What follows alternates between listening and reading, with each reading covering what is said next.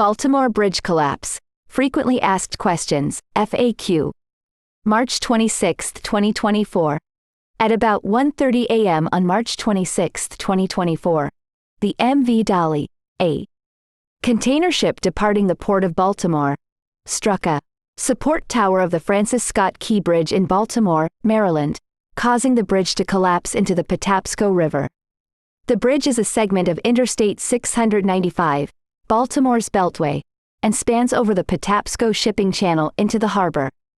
A pothole repair crew was on the bridge at the time of the collision. There were 22 crew members aboard the ship, but none sustained death or injury. 7 submerged vehicles have been identified thus far, but more are possible. There have been no reports of oil spills from the ship. Who is conducting search and rescue operations? As of the afternoon of March 26, 2024, a search and rescue operation is underway for people who were traveling over and working on the bridge when it collapsed. The U.S. Coast Guard is the primary federal agency that conducts maritime search and rescue operations. It does so in conjunction with state and local authorities. A key federal official in charge is the local Coast Guard captain of the Port for Maryland National Capital Region. Who owns and controls the ship? The Dali is being chartered, leased, by Maersk, a Danish shipping firm that provides container shipping services worldwide in addition to other types of shipping. The ship is managed by the Synergy Group and owned by Grace Ocean Private Limited, both based in Singapore. The ship's crew are from India.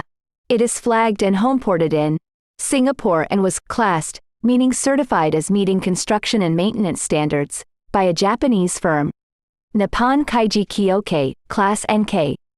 The multitude of nationalities involved in operating and administering the ship is typical of the industry. The ship was built in 2015 by Hyundai Heavy Industries in South Korea. IMO identification number 9697428. It is almost 950 feet in length and about 160 feet in breadth with a capacity to carry 10,000 TEUs of containers. A TEU is a 20-foot container. It could be considered an average-sized container ship today but would be considered a large ship compared with the fleet in the late 1970s when the bridge was built. The ship had sailed from Asia through the Panama Canal and had called at Norfolk and New York before its Baltimore port call. When it struck the bridge, the ship was departing Baltimore for Sri Lanka. How do ships navigate through harbors? A preliminary report stated that the ship lost power twice as it was approaching the bridge, meaning the ship may have lost engine power. Reportedly, 2 Baltimore harbor pilots were aboard the ship. Harbor pilots navigate ships in and out of harbors because they have expertise with local navigation conditions. Even when harbor pilots are at the helm, the captain of the ship and the shipping line, Maersk, remain responsible for the safety of the vessel. Tugs typically assist in moving ships into and out of their berths, docking and undocking. And some tugs escort ships through harbors as an emergency safety measure. Reportedly, this ship released the tugs before reaching the bridge as is normal in the harbor. How will port traffic be affected? The Port of Baltimore was the 17th busiest port by total tonnage in the United States in 2021, the most recent year for which data are available. It was the 10th busiest by dry bulk tonnage and the 15th busiest container port in TEUs. According to the Maryland Port Administration, the port ranks first among the nation's ports for autos and light truck volume, roll-on, roll-off farm and construction machinery, and imported gypsum.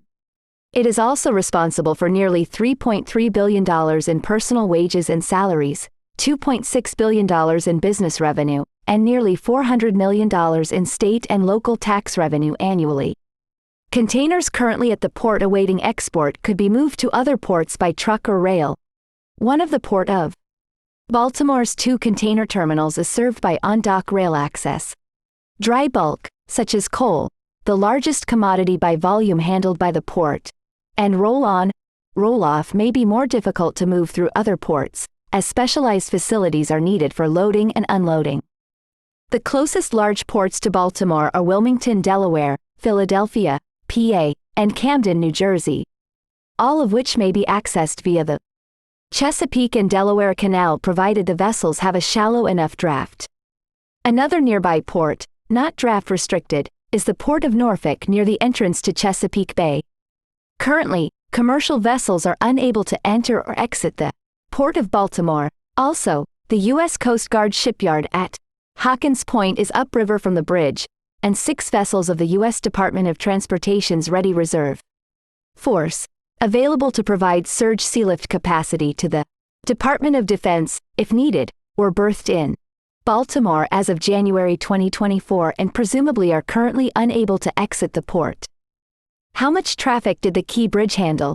The Key Bridge first opened to traffic in 1977, spanning the Patapsco River connecting Interstate 695 on the southeastern side of Baltimore.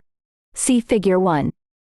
It had annual average daily traffic of 33,195 vehicles in 2022 and an annual average weekday traffic of 38,014 vehicles. It was less heavily used than the Fort McHenry and Baltimore Harbor tunnels running under the Patapsco River further north. While part of the interstate highway system, it is not part of the federally designated primary highway freight system.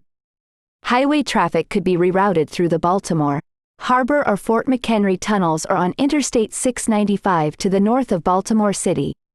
Some larger vehicles, including all double trailers, and most shipments of hazardous materials are not permitted in the tunnels, and trucks are not allowed through the Baltimore Harbor Tunnel. See Figure 1 for a map of transportation facilities around Baltimore. Figure 1, Map of Baltimore transportation facilities. Has anything like this happened before? In May 1980, the bulk freighter MV Summit Venture struck a support column of the Sunshine Skyway Bridge in Tampa, Florida, causing a large portion of the bridge span to collapse and resulting in 35 fatalities. Federal investigators concluded that the probable cause of the collision was unexpectedly sudden and severe weather. Because only one of 2 parallel spans collapsed, traffic could resume at reduced capacity on the remaining span until a replacement bridge was completed in 1987. Other bridges have collapsed, leading to disruptions in maritime and highway transportation as well. What actions can the federal government take? The U.S. Coast Guard shares responsibilities with the National Transportation Safety Board, NTSB, to investigate major safety incidents.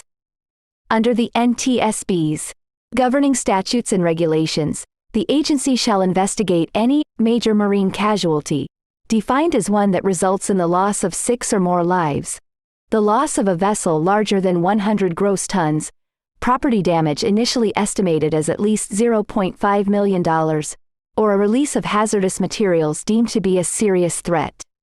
The U.S. Coast Guard is directed to conduct a preliminary investigation to determine whether a major marine casualty event has occurred and notify the NTSB accordingly. The NTSB report for the Florida Skyway Bridge collapse was published 11 months after the incident occurred, and the collapse of the Fern Hollow Bridge near Pittsburgh in 2022 took 2 years for the agency to fully investigate. In other bridge collapses, such as the 2007 I-35 collapse in Minneapolis, state and federal highway departments led the removal and cleanup from the Federal Navigation Channel. The U.S. Army Corps of Engineers is prepared to provide survey capabilities and has some local debris removal capabilities, as well as contract capability if requested and needed. John Fratelli, Specialist in Transportation Policy. Ben Goldman, Analyst in Transportation Policy.